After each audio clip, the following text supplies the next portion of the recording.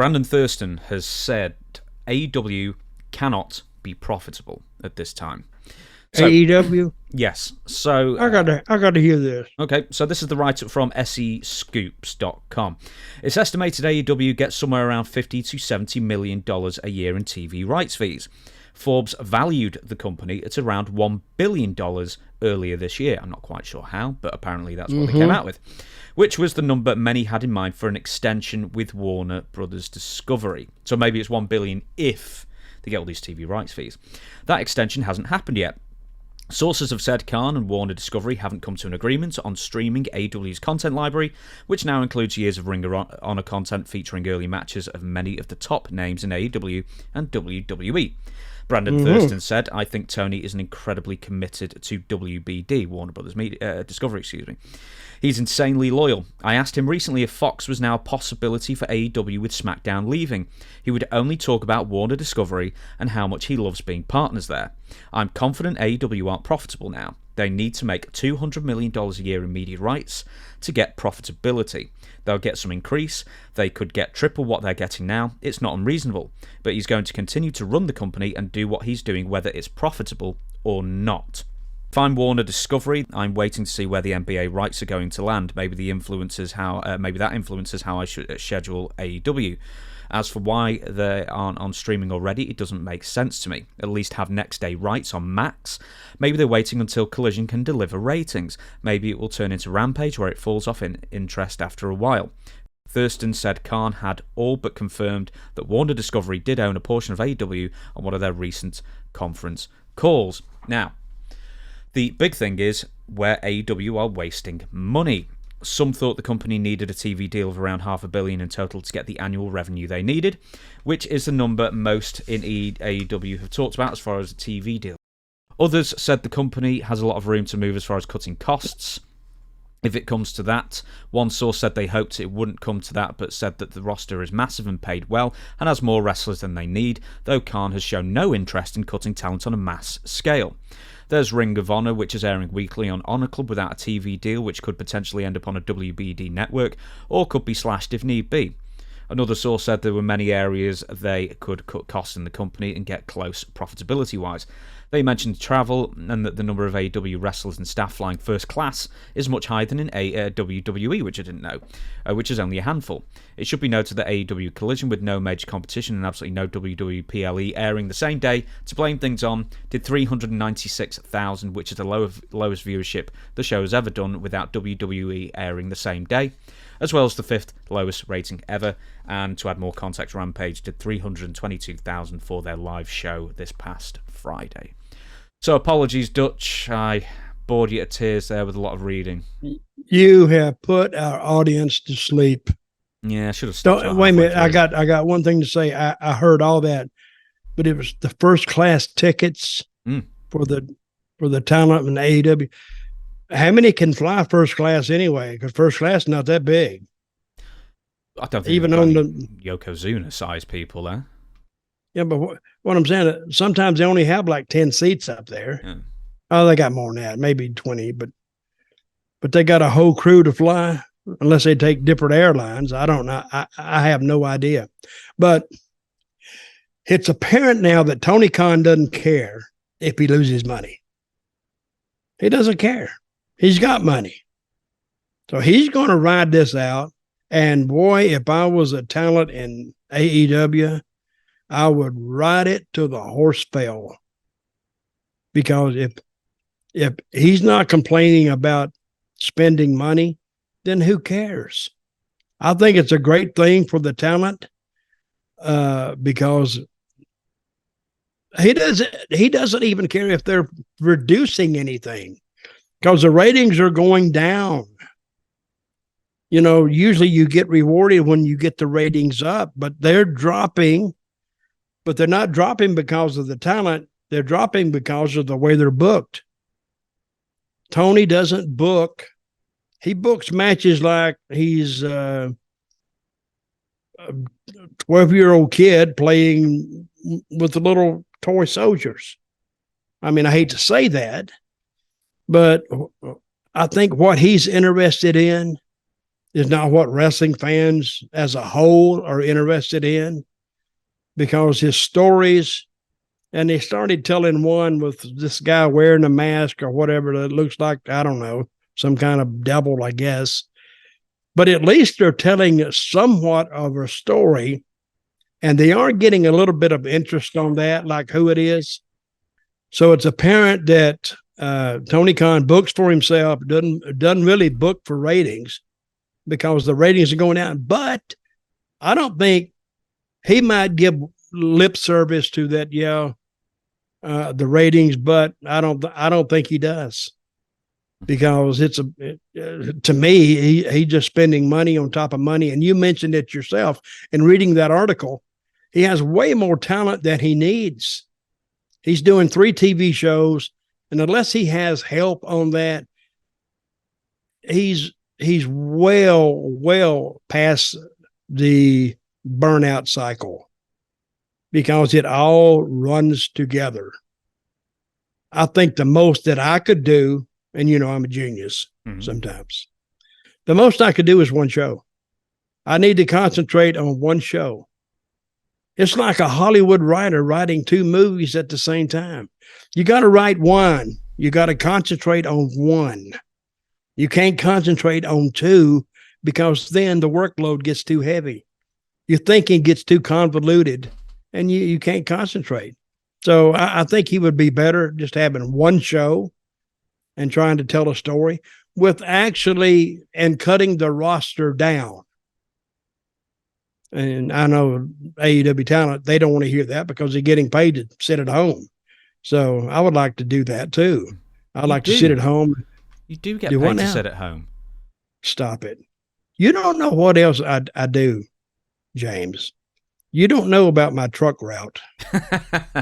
You don't know that, do you? And my paper route too. I get up every morning, throw some papers at the... That has come as a surprise. Well, I'm actually having to throw internet news. But anyway, talking about Tony, hey, more power to him. If he can do it, do it. And if the talent wants to sit there, do it. Sit there and make as much money as you can. And they're still allowed to make independent shots. Mm-hmm. So it's like sitting here doing the same thing I was doing before AEW came along, doing independent bookings. And I'm getting a check like every other week for, I don't know, whatever amount it is. That's just like free money. It's like it's falling out of the sky and I got it. And if he doesn't book you, he doesn't see you. Let me ask you this. Do all the talent go to TV or no? Ooh, I'd imagine no. Because, I mean, WCW used to do that. For like 300 talents they had under contract at one point. They used to send every single one of them a ticket. And for the most part, I don't think they'd go. And then some people who would go, like high-priced people like Bret Hart, let's say, for example, they fly in first class all over the country, all over North America. And then they just say, no, we don't need you tonight.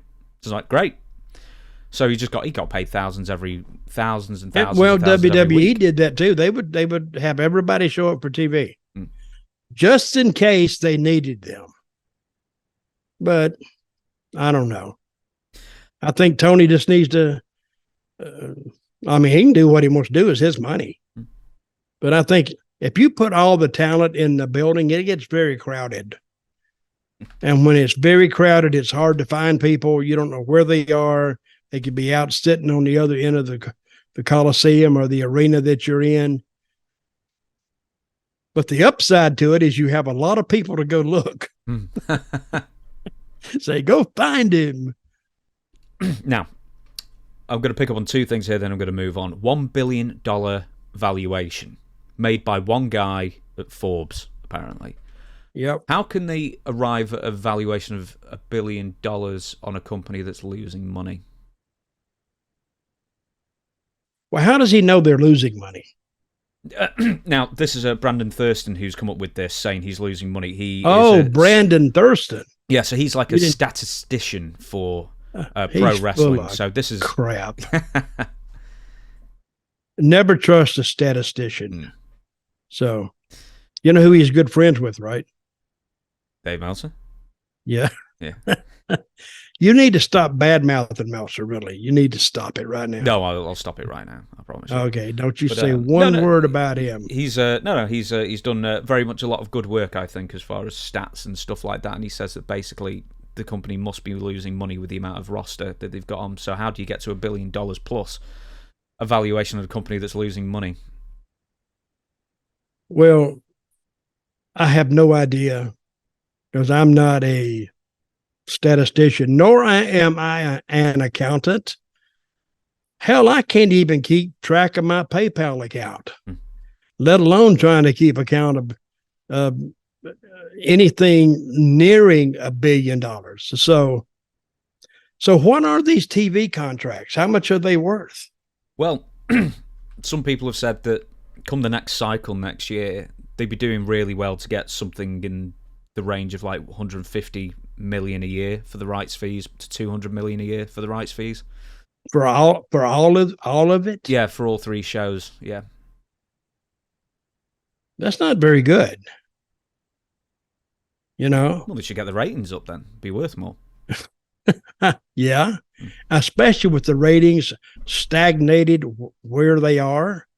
And by that time, they could be even lower. Believe me. You ever heard the saying, it can't get any worse?